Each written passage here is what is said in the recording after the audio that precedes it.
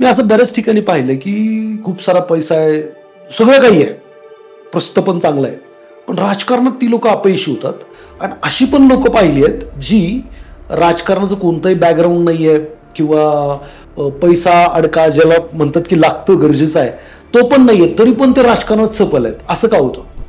Godfather शिवाय राजकारणात मोक्ष नाही आणि गॉडफादर शिवाय तुम्ही राजकारणामध्ये यशस्वी होऊ शकत नाही. राजकारणात वॉर रूमचं महत्व काय? सर, युद्ध कधी 2 वेळेस जिंकलं जातं. नंबर 1, आणि तुमच्या मनात युद्ध तुम्हाला जिंकावं लागतं आणि त्यानंतर ते रणांगणात जिंकलं जातं. अगदी तोच प्रकार आहे. राजकारणात गॉडफादर महत्वाचं असं तुम्ही थोड्या वेळापूर्वी म्हणालात.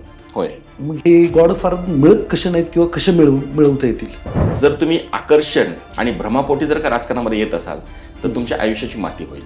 पण जर तुम्ही लोककल्याणाचा ध्यास घेऊन एखादं व्हिजन ठेवून मतदारसंघाप्रती, स्वतःच्या आयुष्याप्रती जर एखादं व्हिजन घेऊन येत असाल तर निश्चित राजकारणासारख्या क्षेत्रात आज तुम्हाला सुवर्ण काळ आहे. म्हणजे राजकारण हे मुळात ह्या 7 पायऱ्यांवरती आधारित आहे. या 7 पायऱ्या कोणत्या? पहिली पायरी मेंटल अँड फिजिकल फिटनेस, म्हणजे त्याचं मानसिक आणि शारीरिक त्याच्याकडे समर्थता पाहिजे. मित्रांनो, तुम्ही जे काही प्रेम दिलं या पॉडकास्टला त्याच्याबद्दल मी शतशः तुमचा ऋणी आहे. आज आपण एका विशेष व्यक्तीला बोलणार आहे, त्यांच्याकडून एक विशेष आणि वेगळा ज्ञान आपण इथं मिळवणार आहे. मित्रांनो, आज आपल्याकडे गणेश लोमटे पाटील सर आलेले आहेत, ज्यांनी 8,500 विद्यार्थ्यांना आतापर्यंत राजकारण आणि वक्तृत्व याच्यावरती मार्गदर्शन केलेलं आहे. कितीतरी लोक त्यांचं प्रशिक्षण घेऊन राजकारणामध्ये यशस्वी आमदार, खासदार पण झालेले आहेत आणि ते 2011 पासून त्यांच्या संस्थेच्या माध्यमातून 8,500 विद्यार्थ्यांना वक्तृत्व कला शिकवण्यात यशस्वी झाले आहेत. आजच्या पॉडकास्टमध्ये आपण त्यांच्याकडून राजकारणात यायचं असेल तर प्रशिक्षणाची काय गरज आहे, कशा पद्धतीने राजकारणामध्ये एक यशस्वी राजकारणी होता येऊ शकतं, त्याचे काय काय मुद्दे आहेत त्याच्यावरती चर्चा करणार आहे. त्याचबरोबर एखाद्या सामान्य माणसाला जर व्यक्त व्हायचं आहे, मुक्त व्हायचं आहे, स्वतःला प्रेझेंट करायचं आहे तर का गरज आहे या वक्तृत्वाची, अशा बरेचशा कांगोऱ्यावरती आपण आज त्यांच्याशी बोलणार आहे.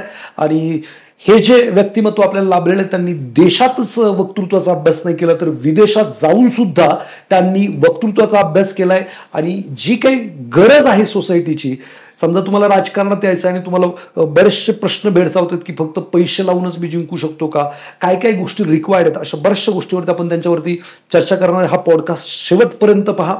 तुम्हाला राजकारणात यायचंय किंवा तुम्हाला समाजकारणात यशस्वी व्हायचंय, या दोन्ही गोष्टीसाठी हा पॉडकास्ट तुमचं युटर्न पॉइंट होऊ शकतो. शेवटपर्यंत पहा. चॅनलवरती नवीन असाल तर सबस्क्राईब नावाचं बटन खाली दिले, त्याच्यावरती नक्की क्लिक करा. रिअल हिरोज तुमच्या आयुष्यामध्ये खूप सारं ज्ञान जे तुम्हाला प्रगतीकडे, उंचीवरती घेऊन जाईल ते देत राहतील. गणेश सर, तुमचं स्वागत आहे विजेता कॉर्नरमध्ये. नमस्कार. तुमच्याबद्दल शॉर्ट मध्ये माहिती सांगा. तुमचं नाव काय, शिक्षण आहे, कसे तुम्ही या फील्डमध्ये आलात? माझं नाव मूळ मी गणेश सुभाषराव लोमटे पाटील, मूळ मी अंबेजोगाईचा आहे. बर. तीर्थक्षेत्र, बरीच अंबेजोगाईची वैशिष्ट्ये आहेत. अशा अंबेजोगाई शहरातून मी आलो. माझं MA पॉलिटिकल सायन्स आणि MA हिस्ट्री असं 2 विषयांमध्ये माझं MA झालं. आणि लहानपणापासूनच अगदी वक्तृत्व, वादविवाद, त्यानंतर मग मी ग्रॅज्युएशन जे आहे ते ड्रामॅटिक्समध्ये केलं, नाट्यशास्त्र, आणि नंतर मग MA, आणि मग राजकीय कार्यामध्ये सहभागी. बर. काँग्रेस प्रणित NSUI संघटना होती तेव्हा मी तेव्हा त्या NSUI संघटनेसाठी जिल्हाध्यक्ष, मग नंतर काँग्रेस पक्षाच्या वतीने युवक काँग्रेसचा उपाध्यक्ष, आणि संपूर्ण महाराष्ट्रभर मग काँग्रेस पक्षासाठी काम केलं. आणि त्यातून जसं की लहानपणापासून वक्तृत्व, वादविवाद या स्पर्धांमध्ये सहभागी झाल्यामुळे मग ते शालेय जीवनांमध्ये असेल, महाविद्यालयीन जीवनामध्ये असेल तर एक आवड होती. मग स्टेज परफॉर्मन्स, मग नाट्यशास्त्र, हे सर्व. आणि मग हेच वक्तृत्व आपण कुठेतरी एक स्टेट लेवलला प्रेझेंट करायचं या उद्देशानं काँग्रेस पक्षाच्या वतीनं एक प्रचारक म्हणून संपूर्ण महाराष्ट्रामध्ये काम करण्याची मला संधी मिळाली. आणि त्यातून मला जे अनुभव आले, ज्या काही गोष्टी मी घेतल्या, आणि तेच एक प्रशिक्षणाच्या स्वरूपामध्ये आज मी आपल्यासमोर घेऊन आलेलो आहे. हे जे प्रशिक्षण घेतं याच्यातून राजकारण शिकणं शक्य आहे का? निश्चितच प्रशिक्षणातून राजकारण शक्य आहे. कारण आपल्या देशाचं वय आता 75 वर्ष झालेलं आहे आणि ज्यांनी स्वातंत्र्य चळवळ पाहिली ती पिढी आता निघून गेलेली आहे. मग त्यानंतर अनेक वेगवेगळ्या चळवळी आल्या, जातीय चळवळी आल्या आणि आज चळवळींचाही काळ संपलेला आहे. चळवळी कुठल्या आता फार शिल्लक राहिलेल्या नाही आहेत. आणि अशा परिस्थितीमध्ये आज नेमकं म्हणजे जो तरुण आहे त्या तरुणांनी करायचं काय? तर राजकारण हे क्षेत्र असं आहे की याचं कुठलंही तंत्रशुद्ध फील्डवरती काम कसं करायचं आणि प्रत्यक्ष राजकारणात कसं काम करायचं ह्या दोन्ही गोष्टी वेगळ्या आहेत. राजकारणाचं तंत्र काय तर याची राज्यशास्त्राची पुस्तकं आहेत, पण प्रत्यक्ष फील्डवरती काम कसं करायचं हे समोर कशी परिस्थिती आहे, त्या परिस्थितीमध्ये त्याला संधी कशी आहे आणि त्या संधीमध्ये त्याला सुचलं जेवढं जमलं तेवढंच तो राजकारण करू शकतो. पण फील्डवरती काम करत असताना कसं करायचं तर आपली मगाशी सांगितल्याप्रमाणे 75 वर्ष वय झालंय आणि यामध्ये जी स्थित्यंतर घडली, अनेक राजकीय घडामोडी घडल्या, अनेक प्रक्रिया घडल्या, तर यातून जे एक ठोकताळे समोर आले की हे केलं तर निश्चितपणे कुणीही राजकारणात यशस्वी होऊ शकतो. आणि मग तेच ठोकताळे हे वेगवेगळ्या घटना त्यातनं जे काही आपल्यासमोर एक कंटेंट तयार झाले तो म्हणजे राजकारणाचं प्रशिक्षण. हे प्रशिक्षण आम्ही आपल्यासमोर घेऊन आलेलो आहोत आणि निश्चित राजकारणाच्या प्रशिक्षणातनं कुणीही यशस्वी राजकारणी होऊ शकतो.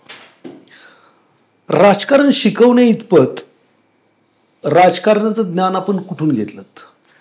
सर मी मूळ अंबेजोगाईचा. बरं. अंबेजोगाईचं तीर्थक्षेत्र हे जरी एक वैशिष्ट्य असेल तरीही ज्यांना भारतीय राजकारणातील चाणक्य म्हटलं जायचं ते म्हणजे प्रमोदजी महाजन यांची कर्मभूमी हे घडले अंबाजोगाईत. अगदी विद्यार्थी दशेपासून ते संपूर्ण त्यांचं अंबाजोगाईमध्ये त्यांची जडणघडण झाली.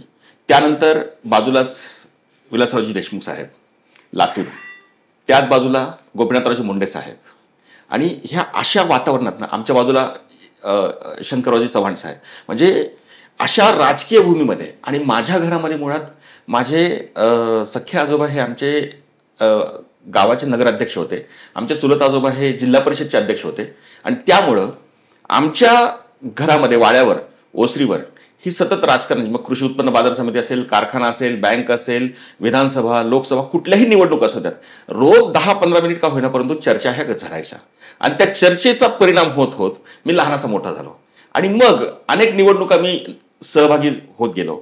त्या निवडणुकांमधनं काय नेमकं काय करायचं, कोणत्या गोष्टी केल्यानंतर काय मिळतं, ह्या सर्व गोष्टी मला समजायला लागल्या.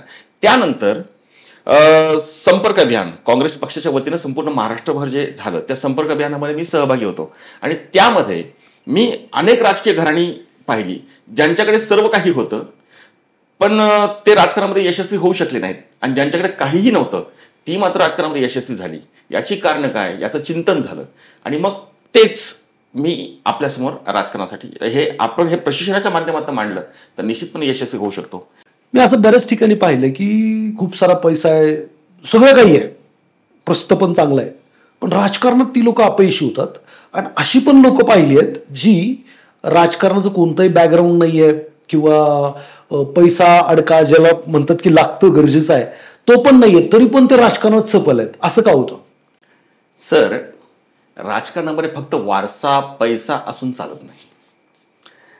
जसं की राजकारणाचा अभ्यासक्रम जेव्हा आम्ही तुमच्याकडे घेऊन आलो तेव्हा अनेक गोष्टींचं चिंतन केल्यानंतर, अभ्यास केल्यानंतर लक्षात असं आलं की म्हणजे राजकारण हे मुळात ह्या 7 पायऱ्यांवरती आधारित आहे. या 7 पायऱ्या कोणत्या?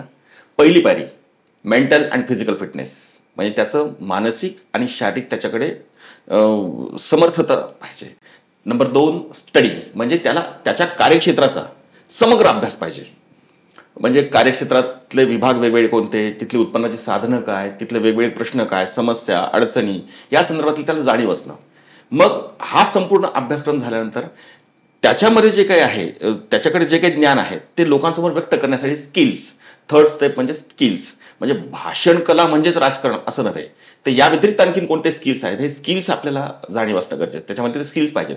नंबर 4 गॉडफादर शिवाय राजकारणात मोक्ष नाही आणि गॉडफादर शिवाय तुम्ही राजकारणामध्ये यशस्वी होऊ शकत नाही. म्हणून नंबर 4 गॉडफादर. नंबर 5 तुम्हाला राजकारण हा एक महायज्ञ आहे. याच्यामध्ये फक्त 3 बोटांनी समिधा टाकून नाही चालत, यामधली आर्थिक गणितं फार मोठी असतात.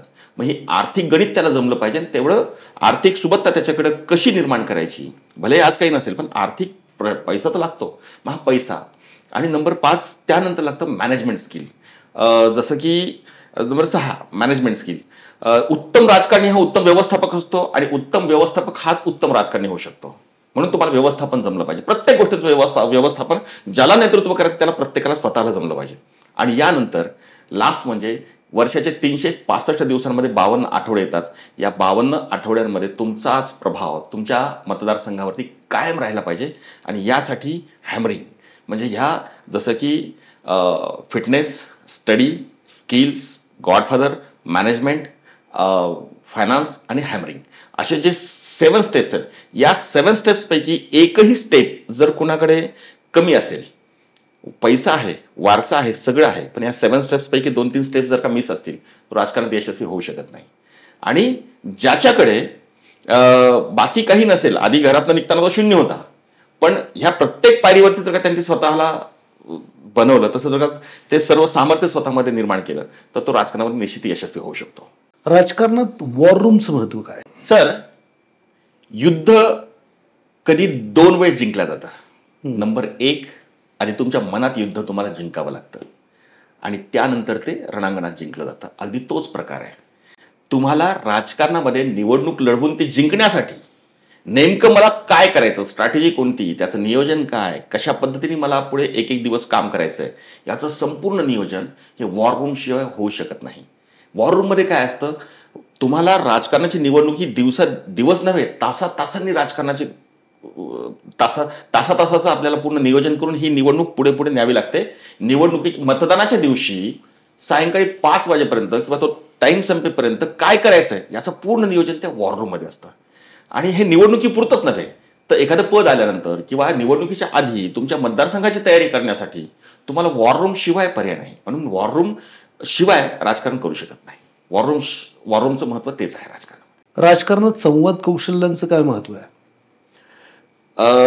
फक्त कम्युनिकेशन स्किल नव्हे किंवा भाषण कौशल्य एवढंच नव्हे. राजकारणामधलं इतर क्षेत्रातलं कम्युनिकेशन स्किल वेगळं, संवाद कौशल्य वेगळं आणि राजकारणातलं संवाद कौशल्य पूर्णपणे वेगळं आहे. इतर क्षेत्रामध्ये कशा पद्धतीने तुम्ही संवाद साधावा याचे काही संकेत आहेत. राजकारणामधला संकेत पूर्णपणे वेगळा आहे. राजकारणामध्ये तुम्हाला अहम सोडून स्वतःहून बोलायचं असतं लोकांशी. कारण समोरच्याने जर का तुम्हाला पाहिलं तर तो तुम्हाला बोलणार आहे, पण गरज तुमची आहे. नेतृत्व तुम्हाला तुमचं फुलवायचं आहे, गरज त्याची नाही आहे. म्हणून समजा एखादा बबन आहे कोणीतरी, त्या बबनने तुम्हाला पाहिल्यानंतर बबन बोलणार आहे तुम्हाला, पण बबनने तुम्हाला पाहून बोलण्याआधी तुम्ही बबनला जर का बोलला तर तुम्ही त्याच्या मनामध्ये कुठेतरी त्याला अपील होता ना. आणि एवढंच नव्हे, यानंतर लागतं भाषण कौशल्य. जसं की एखादा सैनिक आहे, तो सीमेवरती लढतोय आणि त्याच्या हातामध्ये फक्त तुम्हाला काठी देऊन नाही चालणार, तर तो सीमेच्या खूप अलीकडच्या भागामध्ये कुठेतरी राहील. तसं राजकारणामध्ये तुम्हाला जितकं चांगलं वक्तृत्व करता येईल तेवढं तुम्ही राजकारणामध्ये यशस्वी होण्याची शक्यता जास्त असते. शेवटी वक्तृत्व हे तुमच्या व्यक्तिमत्वातला वेगळा बोनस पॉईंट आहे, पण तो आला पाहिजे तुम्हाला आणि खूप चांगल्या पद्धतीने आला पाहिजे. जितकं चांगलं वक्तृत्व तितकं तुम्ही यशस्वी होण्याची शक्यता जास्त. याशिवाय सर, मी तुम्हाला मुद्दामून या ठिकाणी एक कथा सांगेल. एक उदाहरण, एखाद्या गावामध्ये बाबूराव नावाचं कोणतरी व्यक्तिमत्व असतं. त्या बाबूरावजींशी डायरेक्ट त्यांच्या दिल्ली दरबारी असणाऱ्या त्यांच्या पक्षश्रेष्ठींशी संबंध असतात. मग वरतून एक दिवस त्यांना पक्षश्रेष्ठींचा फोन येतो, बाबूरावजी तुमच्या भागामध्ये आपल्याला कार्यकर्ता मेळावा घ्यायचा आहे आणि तयारीला लागा, सर्व जबाबदारी तुमच्यावरती.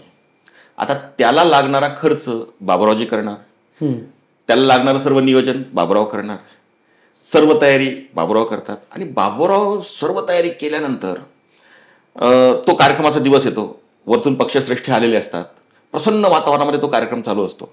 बाबूरावजी मध्ये वरतून आलेले पक्षश्रेष्ठी म्हणतात, बाबूरावजी किती सुंदर नियोजन केलं हो तुम्ही, एवढं सगळे लोक जमवली, एवढं सगळं आणि बाबूरावजी एवढं सगळं तुम्ही केलं, आता तुम्ही 2 मिनिट बोललं पाहिजे, तुमच्या भावना व्यक्त केल्या पाहिजेत.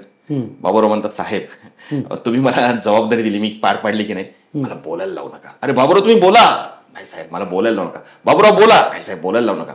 अशा वेळेला काय होतं, एक कोणीतरी फाटका, सगळ्यांच्या नजरेत असलेला फाटका कार्यकर्ता तो उठतो आणि तो म्हणतो 2 मिनिट द्या ना मला, फक्त 2 मिनिट द्या ना. त्याला 2 मिनिट दिले जातात. सगळ्यांच्या नजरेत असलेला तो फाटका तो येतो, त्या माईकचा असा काही ताबा घेतो आणि त्याच्या भाषणाने इतके सर्वजण प्रभावित होतात. आणि हे जे आलेले पक्षश्रेष्ठी आहेत ना, हे नंतर म्हणतात अरे इकडे इकडे बाबा जरा पलीकडे सारखा बस, कुठे होता इतके दिवस, काय अरे तुझी गरज आहे. आणि मग आज हा सगळ्यांच्या नजरेत असलेला फाटका काल ओघात केव्हा या बाबुरावजींचा सृष्टी बनून येतो हे लक्षात येत नाही. आज आपणही पाहिलं तर आपल्या पंचक्रोशीमध्ये तुम्हाला 2-4 उदाहरणं सापडतील जे की फक्त भाषण कलेवरती खूप पुढे गेलेले आहेत राजकारणामध्ये.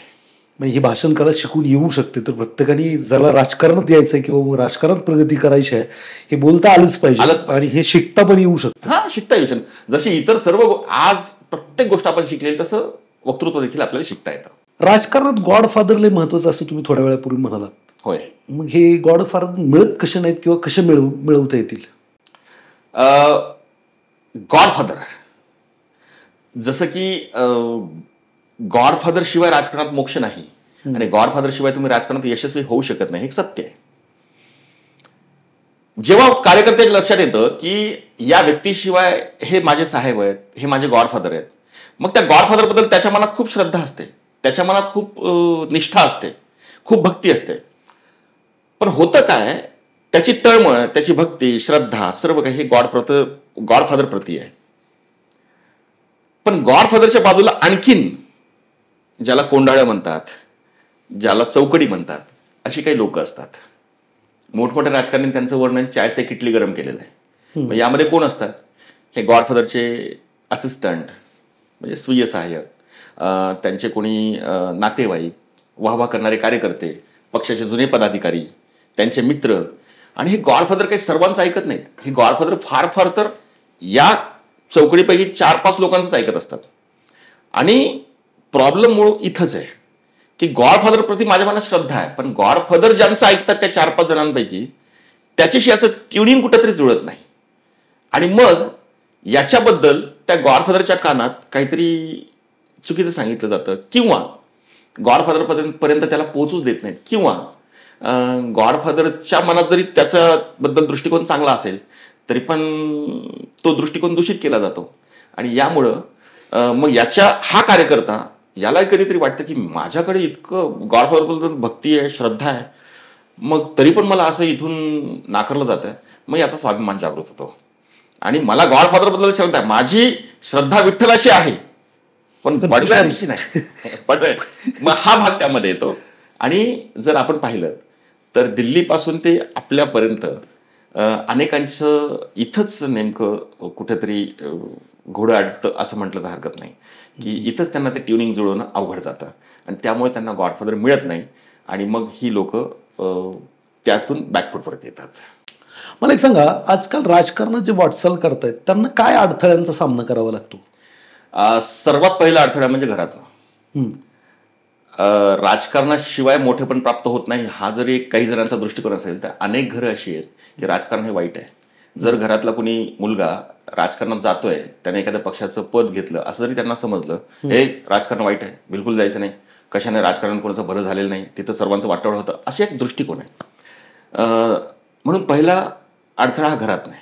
एखादा व्यवसाय टाकायचा म्हटलं तर घरातली लोक आपल्याला कदाचित कर्ज, त्याला जामीन राहून आपल्याला 10 लाख रुपये देतील, पण मला राजकीय माझी कारकीर्द आजमावू द्या, मला फक्त 1 लाख रुपये वर्षभरासाठी द्या आणि माझी तळमळ खूप आहे, माझा त्यातला अभ्यास आहे, माझ्याकडे त्यातली कौशल्य आहेत, असं एखाद्या तळमळीने जरी घरातल्यांना सांगितलं तरी पण घरातली त्याला 10,000 रुपये देणार नाहीत. आणि पहिला अडथळा घरातनं. मग दुसरा अडथळा, आज जे राजकारणातलं स्वरूप आहे यामध्ये गॉडफादर असतील, मोठे वरिष्ठ नेते असतील, यांच्या निर्णयामुळं कार्यकर्ता हा संभ्रमावस्थेत सापडतो आणि मग समोरची संभ्रमावस्था, याशिवाय गॉडफादर न मिळणं, मग गॉडफादरच्या बाजूच्या लोकांची ट्युनिंग न जुळणं किंवा गॉडफादर न मिळणं हा नंतरचा प्रकार. यातनं मग वय पुढे निघून जातं, मग येतं नैराश्य, याचबरोबर येतं व्यसनाधीनता, याचबरोबर अशा अनेक गोष्टी, दिशाहीनता. आणि ह्या सर्व गोष्टी आजच्या युवकासमोर, राजकारणात काम करणाऱ्या प्रत्येक युवकासमोर ह्या गोष्टी, हे अडथळे आहेत. याचं निरसन कसं होणार? स्वतःला ह्या 7 स्टेप्स जे तुम्हाला सांगितलं, प्रत्येक कार्यकर्त्याला जर का राजकारणामध्ये यशस्वी व्हायचं असेल तर mental and physical fitness, then study, then skills, then godfather, then finance, then management and then hammering, या 7ही पायऱ्यांवरती स्वतःला तयार करावं लागेल. सर मला सांगा, मला निवडणूक लढवायची आहे किंवा एखाद्या कार्यकर्त्याला निवडणूक लढवायची आहे तर त्यांनी काय पूर्वतयारी केली पाहिजे? मी म्हणेल की ज्याला निवडणूक लढवायची आहे जसं की अभ्यासक्रम असतो ना परीक्षेचा, तसं ज्याला निवडणूक लढवायची त्याच्यासाठी त्याच्या मतदारसंघाचा नकाशा, त्याचं कार्यक्षेत्र हा त्याचा सिलेबस, बर, आणि त्याच्या मतदारांची यादी हे त्याच्या सिलेबसचं पुस्तक. बर. सर्वप्रथम आधी मतदार यादीचा अभ्यास करणं आणि त्याचं व्यवस्थित वर्गीकरण करणं. जात, पोटजात, त्याचं प्रोफेशन, त्याची प्रभावशाली व्यक्ती कोण, या सर्व गोष्टींचा तो राहतो कुठे, सगळ्या गोष्टींचा अभ्यास. आणि हा स्वतः नेत्यानं, ज्याला निवडणूक लढवायची त्यानं या सर्व गोष्टींचा अभ्यास केला पाहिजे. ही पहिली तयारी. यानंतर एकूण मतदान किती आहे, उदाहरणार्थ 10,000 मतदान आहे, त्या 10,000 साधारणतः 70% ॲव्हरेज मतदान होतं. या 70% पैकी आपली विनिंग टार्गेट फिगर कोणती आहे, तर ती म्हणजे 35%, म्हणजे एकूण मतदानाच्या 35%. 10,000 मतदानापैकी 3,500. बर, ओके.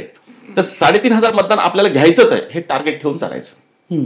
आता 3,500 आजच्या काळामध्ये जर आपण विचार केला तर 3,500 भागिले सरासरी एका घरात 4 मतदान आहेत. ओके. तर साधारणतः 900 घरं त्याला बांधावी लागतील. 900 घरं त्याला बांधावी लागतील. तर 900 घरं बांधायची आहेत, तर मग सर्वप्रथम 15 घराच्या मागं एक कार्यकर्ता, असे त्याला जवळपास 60 कार्यकर्त्यांची बांधणी करायची आहे. मग 60 कार्यकर्ते कोण, जे समाज गट मोरके आहेत, जात गट मोरके आहेत, त्यांचं आधी लिस्टिंग करणं आणि त्यांच्यावरती कोणत्या कोणत्या त्याला सोयीची घरं आहेत त्यांची जबाबदारी देणं. ही अशी मतदारसंघाची बांधणी, ही निवडणूक जेव्हा डिक्लेअर व्हायची तेव्हा होईल, पण त्याच्या आधी त्याची ही बांधणी झाली पाहिजे. कार्यकर्त्याचं लिस्टिंग करणं, कोणत्या कार्यकर्त्यावरती कोणत्या घरांची जबाबदारी द्यायची आहे, आणि मग तिथून पुढे मग कार्यकर्त्यांना डे टू डे तू आज काय जबाबदारी आहे, काल काय केलंस, उद्या काय करायचं, हे पूर्ण. आणि एवढंच नव्हे तर इलेक्शन जर का 13 तारखेला असेल तर 13 तारखेला सायंकाळच्या 5 वाजेपर्यंत तुला काय करायचंय याचं पूर्ण त्याला वेळापत्रक देणं. बर. आणि याचं प्लॅनिंग, याचं नियोजन हे निवडणूक जेव्हा व्हायची तेव्हा होईल, पण त्याची रंगीत तालीम म्हणून आत्तापासून कामाला लागलं पाहिजे. आता तुम्ही सांगितलं की पूर्वतयारी कशी करायची. राजकारणामध्ये कार्यकर्ता आपल्याकडे वळवायचा कसा आणि त्याला संघटित कसं ठेवायचं. तुम्ही तर म्हणले 60 कार्यकर्ते 900 घरांमागं लागतील, मग त्याला वळवायचं आपल्याकडे आणि त्याला संघटित ठेवायचं आणि तो आपल्याबरोबरच राहील, फुटणार नाही, याची कशी काळजी घ्यायची. सर्वप्रथम आज तुम्हाला मतदार यादीचा अभ्यास करून त्यातनं ज्या कार्यकर्त्याच्या मागे, आता काही जण असतात जे एका स्वयंघोषित असतात की ज्याला नेतृत्व करण्याची एक आवड असते किंवा समाजात लोकांचे प्रश्न सोडवण्याची आवड असते, असे समाज गट मोहरके शोधणं, त्यांचं लिस्टिंग करणं, असे अनेक समाज गट मोहरके शोधायचे. यानंतर आज भले तुमची त्यांची ओळख नसेल, हरकत नाही, पण तो तुमच्या नजरेत कुठेतरी आला पाहिजे की हा एक आहे, याच्या मागे कमी कमी 13 मतदान आहे, 15-20 मतदान आहे, अशा कार्यकर्त्यांची आधी यादी काढणं. आता त्याचा प्रत्येक कार्यकर्त्याचा अभ्यास सुरू करायचा की आज तो कुणाच्या प्रभावाखाली आहे, तो ज्या नेत्याच्या प्रभावाखाली आहे, भले तो तुमच्या प्रतिस्पर्धेच्या प्रभावाखाली असेल, तर तो त्याच्याकडे कोणत्या कारणामुळे आहे. बर. म्हणजे आर्थिक मदत आहे की त्याला काही भावनिक मदत केलेली आहे, की त्याला काही आश्वासन दिलेलं आहे, की तो त्याचा कुठला नातेवाईक आहे म्हणून, की त्याची काही आर्थिक गणितं त्याच्याशी अडकलेली आहेत म्हणून, तो नेमका कोणत्या कारणामुळे त्यांच्याकडे जोडला गेलेला आहे. आता त्याच्याकडून त्याला आपल्याकडे वळवण्यासाठी जर प्रतिस्पर्ध्याकडून त्याला 3 कारणं असतील जो त्यांच्याशी जोडला गेलेला आहे, आपल्याकडे त्याला 2 कारणं जास्त देता आली पाहिजेत. मग आपण त्याला आणखीन 2 कारणं जास्त काय देऊ शकतो, त्या 3 कारणांव्यतिरिक्त आणखीन काही 2 आपल्याला देता येतील का आश्वासन, तर ते आपण ठरवणं. आणि मग त्या कार्यकर्त्याला स्वतः बोलून नाही चालत, हे याच्यावरती कुणीतरी एक तुमच्या आणि त्याच्यामधला असलेला मध्यस्थ जो दोघांनाही ओळखतो, अशा व्यक्तीच्या माध्यमातून त्या कार्यकर्त्याला तुमचं महत्त्व वारंवार पटवून सांगणं की अरे आपल्याला जरा भाऊंपेक्षा दादाच फायदेशीर ठरू शकतात. मग दादांकडे गेला असता तुझं तिकडे तरी, भाऊंकडे फक्त तुझे 3 कारणांमुळे होतं तिकडेच, पण दादांकडे गेला असता तुझे जवळपास 5 फायदे नवीन आहेत, असं त्याला त्याच्यापेक्षा जास्त महत्त्व तुमचं वाटणं. मग तो मध्यस्थ आहे, तो त्याला आपल्याकडे घेऊन येणं, कारण की तुम्ही सांगितल्यानंतर तो काय असतं, तो पुढेच पळणार आहे, बरोबर, तो भाव खाणार आहे. आणि मग तो मध्यस्थ जो असतो तो त्याचं मन वळवतो, मग तो आपल्याकडे येणं. आणि जरी जेवढे आधी आपल्याकडे येतील अशांना हे आपलंसं करणं, आणि जे येणार नाहीत त्यांना पर्याय उभं करणं कोणीतरी. उदाहरणार्थ पर्याय उभं करणं म्हणजे काय, एखाद्या जातीमध्ये किंवा एखाद्या विभागामध्ये कोणीतरी असतो ज्याला की समजा राहुल आहे, तो राहुल तिथला आहे सर्व नेतृत्व करणारा, आणि तो आज रोजी भाऊंकडे आहे आणि त्याला वारंवार सांगून तो यायला तयार नाही आहे. मग राहुलच्या ऐवजी कोणीतरी आणखीन तिथला अनिल असतो ना दुसरा, की तो करण्यासाठी त्याचाच दुसऱ्या फळीचा, जो की त्याचाही नेतृत्व करायची इच्छा असते, मग त्याला सांगणं की बाबा अनिल किती दिवस मागच राहणार, मग त्याला तिथं उभा करणं, हा एक भाग. आता ते आपल्याशीच जोडून का राहावेत, तर प्रत्येकाची आर्थिक नाड, त्याला खंबीर पाठराखण ही हवी असते कुठल्याही कार्यकर्त्याला. तर मग अशा कार्यकर्त्यांसाठी सर्वांना एकत्रित राहण्यासाठी मग आपल्याला काही रचनात्मक कार्यकर्ता करता येतं का, ज्यामध्ये की वेगवेगळ्या योजना, प्रकल्प, मोठमोठे काही उद्योग आणि त्यातनं त्या कार्यकर्त्यांना जोडून ठेवता येते का, हा एक प्रयत्न आपण त्या ठिकाणी केला पाहिजे. सर, असं म्हणतात की राजकारण इक्वल टू पैसा, हे खरं आहे का? काही अंशी खरं आहे, पण नुसतंच पैसा असून चालत नाही. एक काळ होता, साम दाम दंड भेद नीती, ही राजकारणाची व्याख्या म्हटली जायची. मध्यंतरीचा काळ आला, फक्त दंड आणि दाम. आताचा काळ दृष्टिकोन असा झाला प्रत्येकाचा, निवडणूक लढवायची, राजकारण काम करायचं, पैसा पाहिजे. निवडणूक लढवायची, राजकारण काम करायचं, पैसा पाहिजे.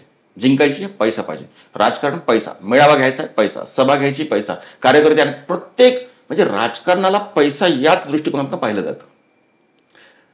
नुसता पैसा असून चालेल का? नाही.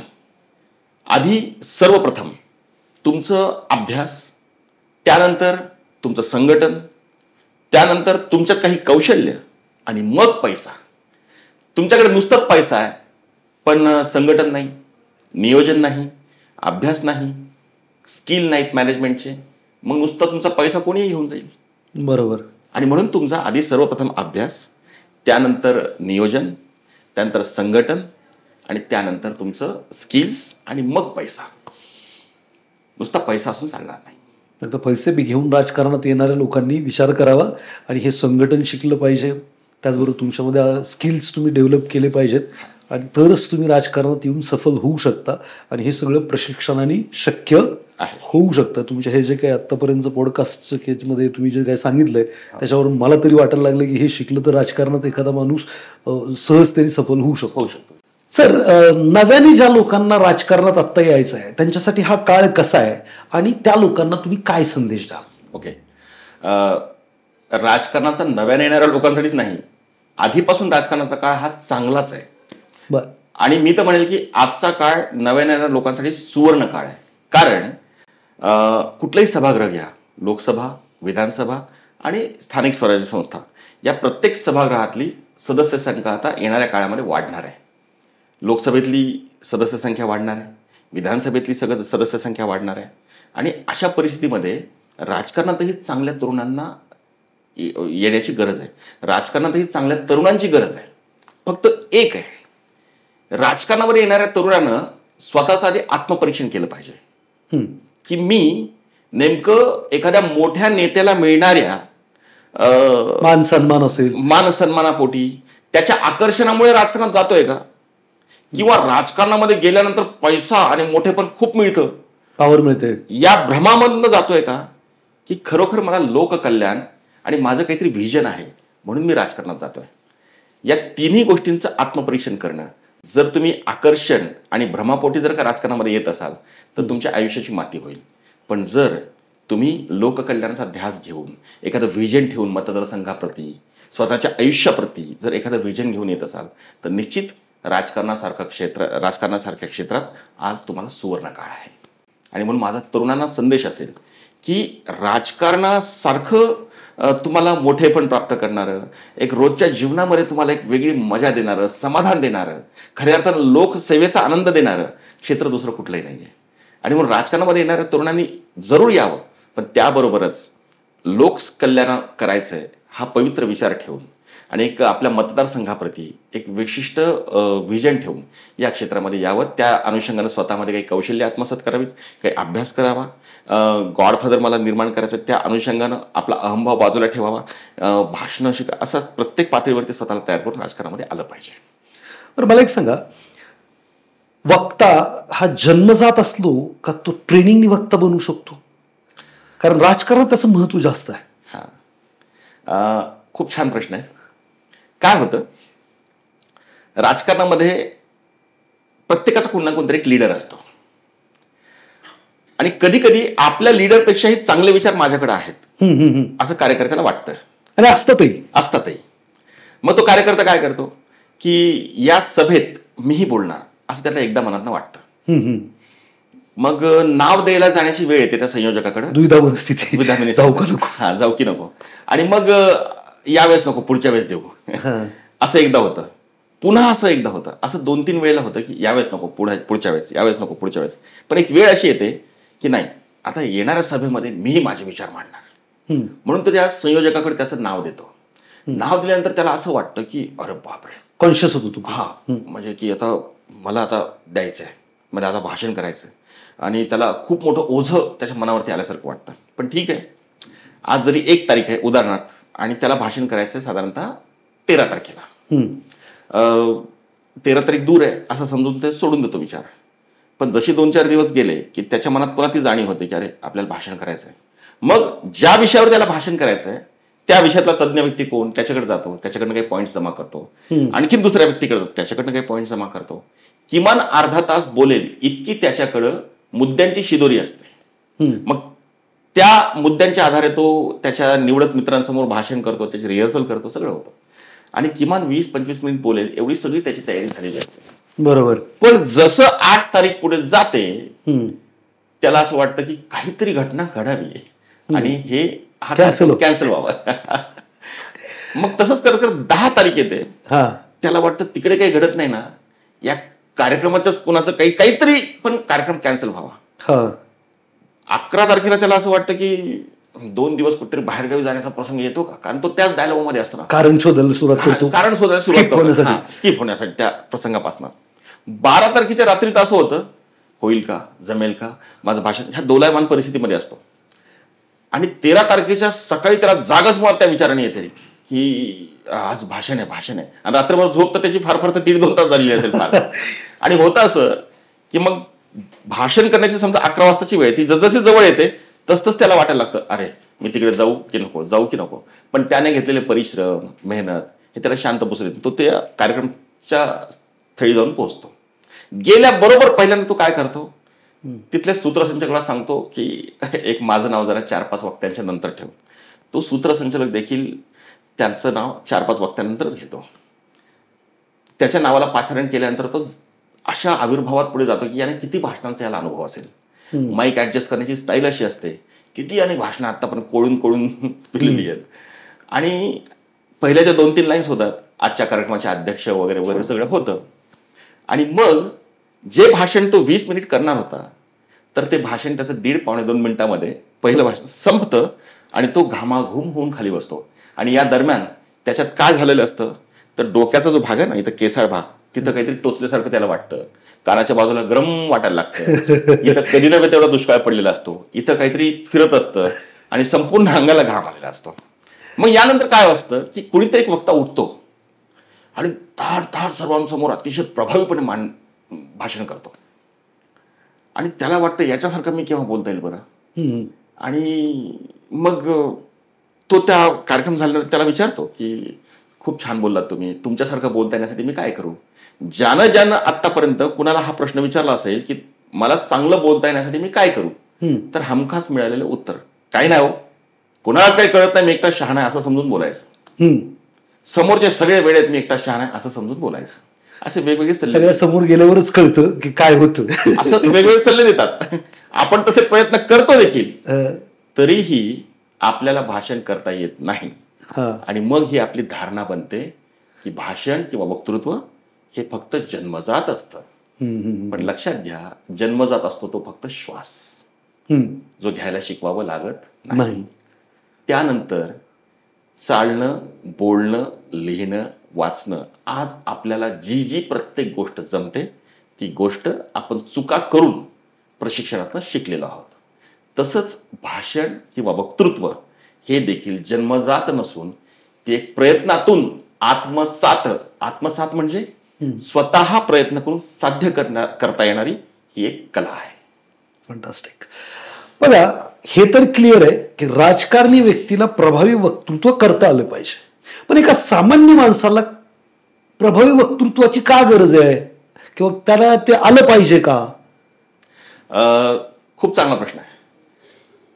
आज एक काळ होता की लिडरशिप त्यांच्याकडेच गेली ज्यांना बोलता येत होतं. आणि जर पाहिलं आपण तर जास्तीत जास्त राजकीय व्यक्तींनाच बोलण्याची गरज पडायची, भाषण करता येण्याची गरज पडायची वक्तृत्वाची. आजचं क्षेत्र असं आहे, एक व्यक्ती एक संस्था आहे. बरोबर. आज ज्याचं कम्युनिकेशन स्किल चांगलं आहे, आज एज्युकेशन सगळ्यांकडे आहे, बाकी सर्व आहे, पण वक्तृत्व नावाचा पैलू जर का तुमच्यामध्ये असेल तर निश्चित तुमच्या क्षेत्रामध्ये तुम्हाला एक वेगळं महत्व आहे. म्हणजे ऑफिसमध्ये प्रेझेंटेशन करावं लागतं, बॉस समोर व्यक्त व्हायला लागतं, कलिग समोर व्यक्त व्हायला लागतं, आणि जर तुम्ही ते प्रभावीपणे व्यक्त झाला तर कामात तुमची प्रगती होऊ शकते. निश्चित. आणि मी म्हणेल की आपण पॉडकास्टसाठी इथं बसलोय, तर तुम्ही बोलताय तर तुमच्यातलं देखील जे म्हणजे बोलण्याचं कौशल्य हे यालाही कुठेतरी वक्तृत्वाचं बॅकग्राऊंड आहेच ना. अगदी तसंच आज तुमच्याकडे पैसा आहे, वारसा आहे, मालमत्ता आहे, एज्युकेशन आहे, विचार आहेत, ज्ञान अनुभव सर्व आहे, पण हे विचार ज्ञान अनुभव सर्व जर व्यक्त करता येण्यासाठी तुमच्याकडे वक्तृत्व नावाचं कौशल्य नसेल तर तुम्ही सामान्य राहाल. बरोबर. नाही, फक्त राजकारणातच वक्तृत्वाची गरज आहे, प्रभावी वक्तृत्वाची गरज असं नाहीये. आपल्याला डे टू डे लाईफमध्ये कुठेही जायचं आहे, बायकोसमोर सुद्धा चांगलं वक्तृत्व करता आलं, चांगलं समजून सांगता आलं तर भांडणं कमी होऊ शकतात. म्हणजे तिला आपलं मत नाही मांडता आलं तरी खूप सारे प्रॉब्लेम्स होतात. सो वक्तृत्व प्रत्येकाला गरजेचं आहे आजच्या काळात, असं मला प्रामाणिकपणे वाटतं. हे वक्तृत्व शिकायचं असेल तर तुम्ही काही ट्रेनिंग प्रोग्राम घेता? आम्ही 3 दिवसांचं वर्कशॉप असतं आमचं, भाषण कला व नेतृत्व कौशल्याचं, ज्यामध्ये की अगदी निवासी असतं. 3 स्टार लेवलच्या हॉटेल्समध्ये आम्ही हे वर्कशॉप घेतो. आणि त्यामध्ये तुम्हाला तुमच्या आधीच्या भाषणांचा अनुभव काय हा सर्व बाजूला ठेवून नेमकं चांगलं प्रभावी उत्कृष्ट भाषण करण्यासाठी तुम्ही काय केलं पाहिजे या अनुषंगानं उभं राहण्यापासून ते तुमचा आवाज, शब्दसाठा, देहबोली, भाषणाचे विविध प्रकार असतात, त्यानुसार मुद्द्यांची मांडणी कशी करायची, याशिवाय भाषणासाठी लागणाऱ्या तात्पर्यकथा, म्हणी, वाक्प्रचार, शेरोशायरी या सर्व गोष्टी त्यामध्ये आम्ही तुमच्यामध्ये रुजवतो. आणि भाषण कोणत्याही प्रकारचं असू द्यात, जसं की गणित आहे, हे 0 ते 9 या अंकांमध्ये सोडवलं जातं. बरोबर. किती मोठं गणित असेल तसंच भाषणाचा कुठलाही प्रकार असू द्यात, ते भाषण फक्त 9 मुद्द्यांमध्ये, कुठलंही भाषण 9 मुद्द्यांमध्ये केलं जातं आणि ते भाषण प्रभावीच होतं. असे आमच्याकडे 9 मुद्द्यांचं एक तंत्र आहे, ते आहे भाषण मंडल, भाषण सूत्र. हे तुमच्यामध्ये तुम्हाला समजावून सांगून, तुम्हाला रुजवून तुमच्यामध्ये त्याच्या अनुषंगाने भरपूर तुमच्याकडनं सराव करून घेतला जातो आणि तुमच्यातला एक उत्कृष्ट चांगला वक्ता निर्माण करण्याची जबाबदारी आमची असते. बरं, इथं फक्त वक्तृत्वच शिकवलं जातं का राजकारणाचं शिक्षण तुम्ही मगाच्यापासून आपण बोलतोय ते पण शिकवलं जातं 3 दिवसात? निश्चित. राजकीय नेतृत्व कौशल्य, राजकारणात यशस्वी होण्यासाठी राजकीय नेतृत्व कौशल्य असं त्याच्यामध्ये आहे. 2 दिवसांचं ट्रेनिंग आहे. पण मध्यंतरीच्या काळात काय झालं, आता निवडणुका होऊ घातलेल्या आहेत आणि राजकीय लोकांना तितका वेळ देणं शक्य नाही आहे की 3 दिवस भाषण कलेसाठी आणि 2 दिवस पुन्हा राजकीय नेतृत्व कौशल्यासाठी, असं 5 दिवस जातात. म्हणून राजकारणातल्या व्यक्तींसाठी फक्त राजकीय भाषण कसं करायचं आणि निवडणुका जिंकण्यासाठी नेमकं तुम्ही काय केलं पाहिजे, जर तुम्ही आपण चर्चा केली आहे. येस. म्हणजे बांधणीपासून कौशल्य काय काय, मतदारसंघाच्या बांधणीपासून कार्यकर्त्यांची बांधणी, विनिंग स्ट्रॅटेजी, तुमचे सर्व निवडणूक, इलेक्शन मॅनेजमेंट, ह्या सगळ्या गोष्टी. तर असं 3 दिवसांचं एक वर्कशॉप आहे ज्यामध्ये की भाषण कला व राजकीय नेतृत्व कौशल्य निवडणूक जिंकण्यासाठी असं 3 दिवसांचं एक आम्ही नव्यानं ट्रेनिंग घेत आहोत, हे ज्यामध्ये की तुम्हाला दोन्ही गोष्टी शिकवल्या जातात. मित्रांनो, ज्या लोकांना आताच्या रिसेंटच्या निवडणुका लढवायच्यात किंवा भविष्यात काही निवडणुका लढवायच्यात त्या लोकांनी 3 दिवस इन्व्हेस्ट करा, नाही तर करोडो रुपये स्पेंड कराल आणि कदाचित ही जी काही बांधणी आहे किंवा जे काही रिक्वायर्ड कौशल्य ते जर नसतील तर मी माइट बी निवडणुकीत हार आणि भरपूर सारा लॉस पैशांचा करण्यापेक्षा 3 दिवस इन्व्हेस्ट करून जर तुम्हाला एक प्रभावी राजकारणी होता येत असेल तर डेफिनेटली तुम्ही याचा विचार करणं आवश्यक आहे. हे ट्रेनिंग तुम्ही कुठे घेता? तसं आमचं ट्रेनिंग हे दिल्लीपासून चालतं. वेगवेगळ्या ठिकाणी घेता, म्हणजे वेगवेगळ्या ठिकाणची लोक वेगवेगळ्या ठिकाणी जिथे केव्हा असेल तिथं ते अटेंड करू शकतात. दिल्ली, मुंबई, पुणे, कोल्हापूर या 4ही ठिकाणी आमचे ट्रेनिंग चालतात. दिल्लीमध्ये हिंदी भाषेत असतं, बाकी पुणे, कोल्हापूर आणि मुंबई या 3ही ठिकाणी मराठी भाषेमध्ये असतं आमचं हे ट्रेनिंग. ओके, म्हणजे आता मला 2 प्रोग्राम आहेत तुमच्याकडे हे समजलं की एक राजकारणासाठी कशी स्ट्रॅटेजी बनवावी, कसं प्ले करावी आणि कसं जिंकावं याच्यासाठीच एक वेगळं ट्रेनिंग आहे. त्याच्यामध्ये तुम्हाला वक्तृत्व शिकवलं जाणार आणि दुसरं जे आहे ते कुठेही जा आणि व्यक्त व्हा अशा पद्धतीचं ट्रेनिंग प्रोग्राम असणार आहे. आता मला तुम्ही सांगितलं की तुमचे 2 कोर्सेस आहेत, असं काही कॉम्बो आहे का किंवा मला वक्तृत्व पण शिकायला मिळेल आणि मला राजकारणाचं पण करता येईल? कारण काय मला राजकारणाचं पण शिकायचं आहे आणि वक्तृत्व पण करायचं, 5 दिवस माझ्याकडे नाही आहेत, पण असं काही कॉम्बो काही प्रोग्राम करू शकता का? हीच लोकांची खूप मागणी येत होती आणि खास करून राजकारणातल्या लोकांची मागणी यायची की आम्हाला इतका वेळ देणं शक्य नाही 5 दिवसांचं, मग असं काही आम्हाला मोजकं आम्हाला जे गरजेचं आहे तेवढं वक्तृत्व आणि राजकारण या दोन्हीशी आम्हाला काही देता येईल का प्रशिक्षण, आणि म्हणून आम्ही कॉम्बो ट्रेनिंग असं म्हटलं तर हरकत नाही, जे की 3 दिवसांचंच आहे, ज्यामध्ये तुम्हाला राजकीय भाषणं कशी करायची आणि राजकारणामध्ये निवडणूक जिंकण्यासाठी नेमकं तुम्ही काय केलं पाहिजे, असा राजकारणात निवडणुका जिंकण्यासाठी संकल्प निवडणूक विजयाचा प्लस राजकीय भाषण असा एक 3 दिवसांचा आम्ही हा नवीन एक वर्कशॉप आणलेला आहे. तो पुण्यामध्ये दर महिन्यामध्ये होत असतो. फंटास्टिक. म्हणजे ज्या लोकांना राजकारण आणि वक्तृत्व दोन्ही शिकायचं त्यांच्यासाठी हा कॉम्बो तुमचा प्रोग्राम आहे. येस. आणि तो पुण्यात होतो आणि हा निवासी आहे. 3 स्टार हॉटेलमध्ये हा वर्कशॉप होत असतो.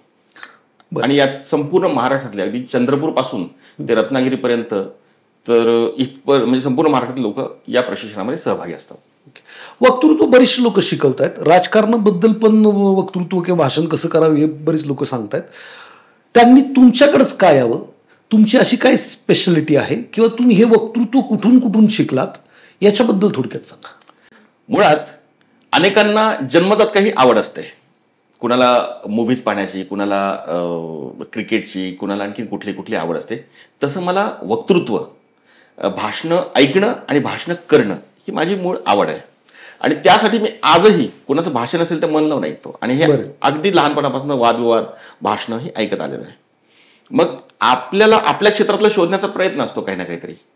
मग यातलं काय तर इंग्लंडमधल्या लंडन शहरात एक हाईड पार्क म्हणून आहे आणि त्या हाईड पार्कमध्ये जवळपास 400 वर्ष जुनी परंपरा असलेलं तिथं दर रविवारी सकाळी 7 वाजता अनेक लोक येतात आणि ज्यांना आपले विचार मांडायचे, तिथं एक संवाद स्वातंत्र्य आहे, व्यक्ती स्वातंत्र्य आहे, तर ज्यांना आपले विचार काही मांडायचे तो येणार, त्याचे असे उंचवटा असलेले स्टूल असतात त्याच्यावरती उभं राहणार आणि त्याच्यासमोर किमान 100-500 काही जितकी लोक असतील त्यांच्यासमोर तो त्याचं म्हणणं मांडणार. असं हे 400 वर्षापासून चालू आहे. इंग्लंड देशातील लंडन शहरामध्ये हाईड पार्क आणि त्यामध्ये स्पीकर्स कॉर्नर इथं हे सगळं चालतं. हे जेव्हा माझ्या लक्षात आलं, मी इंग्लंडला गेलो, तिथं 1.5 महिना राहिलो आणि यामध्ये मी 1.5 महिना राहून त्या हाईड पार्कमध्ये वक्तृत्वाचा अभ्यास केला. आणि मध्यंतरीच्या काळात लक्षात असं आलं की महानगरांमध्ये ज्यांनी 100 लोकांसमोरही कधी भाषण केलेलं नाही, ज्यांना व्याख्यान आणि भाषण यातला फरक काय हे माहीत नाही, आणि अशी लोक भाषणावरती प्रशिक्षण देत आहेत. आता हे प्रशिक्षण देतात का, तर कोणीतरी त्यांना मागत असेल ना प्रशिक्षण. बरोबर. तर मी कुतूहलापोटी ते प्रशिक्षणही पाहिले आणि लक्षात असं आलं की लोकांची जर काही मागणी असेलच तर आपण खूप चांगल्या पद्धतीने लोकांपर्यंत पोहोचवू शकतो. फंटास्टिक. आणि म्हणून मग हा एक विशिष्ट अनेक वक्त्यांचा, अनेक भाषणांचा अभ्यास करून सोप्यात सोपं त्याला भाषण करता यावं, त्याला असणारी भीती, दडपण, न्यूनगंड ह्या सर्व गोष्टी त्याला न शिवता त्याला प्रभावी धाडसानं भाषण करता यावं असा हा सिलेबस आम्ही तयार केला.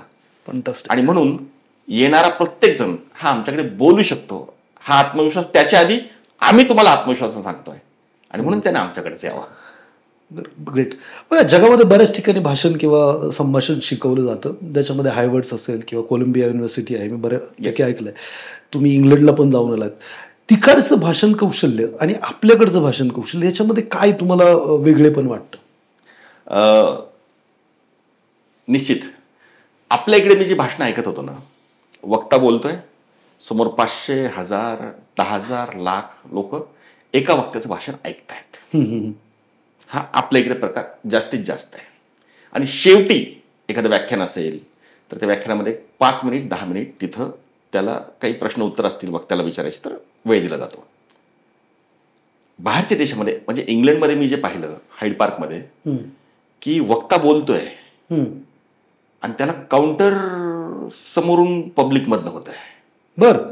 पुन्हा वक्ता त्याला डिफेंड करतोय, परत त्याला काउंटर केलं जातं, परत तो डिफेंड करतोय. आणि कधी कधी वक्ता काउंटर करतोय आणि समोरची लोक डिफेंड करतायत. हे जे पाहिलं मी म्हणजे तिथं मूळ याचं व्यक्ती स्वातंत्र्य समाज स्वातंत्र्य असल्यामुळे जो तो आपापले विचार मांडतो आणि समोरून त्याला प्रतिसाद दिला जातो किंवा त्याचं म्हणणं खोडून काढलं जातं आणि या दोन्ही गोष्टींना बेस असतो. बर. आपल्याकडे फक्त वक्ता बोलतो आणि आपण ऐकतोय. तिकडे तसं नाही, त्याला प्रत्यक्ष प्रश्न विचारले जातात आणि मग आणि दोघांच्याही म्हणजे तिकडचं भाषण कसं तर counter defend counter defend counter defend भाषणाचा एक कळस चढत जातो. आपल्या इकडे वक्ता बोलतोय बोलतोय बोलतोय समोरच्यांवरती ज्ञान पसरत जात आहे. असा आहे, हा दोन्हीमधला फरक आहे. फंटास्टिक. मित्रांनो, खूप सारे लोक भाषण कला किंवा राजकारणाबद्दल बोलतायत किंवा राजकारणात कसं तुम्ही भाषण करावं याच्याबद्दल बोलतायत, पण गणेश सरांबद्दल बोलायचं झालं तर ते इंग्लंडला जाऊन 1.5 ते 2 महिने राहून त्यांनी तिकडचं प्रशिक्षण केलेलं आहे. त्यांचं लहानपणापासून ऑब्झर्वेशन आहे. तर डेफिनेटली ज्या लोकांना राजकारणात यशस्वी व्हायचं आहे, प्रभावीपणे व्यक्त व्हायचं आहे, अशा लोकांनी गणेश सरांना नक्की संपर्क साधला पाहिजे किंवा त्यांच्याकडून शिकलं पाहिजे असं मला वाटतं. गणेश सर, तुम्ही इथं आलात आणि एवढं सगळं आमच्या श्रोत्यांना माहिती दिली त्याबद्दल तुमच्या मनापासून धन्यवाद. Thank you very much.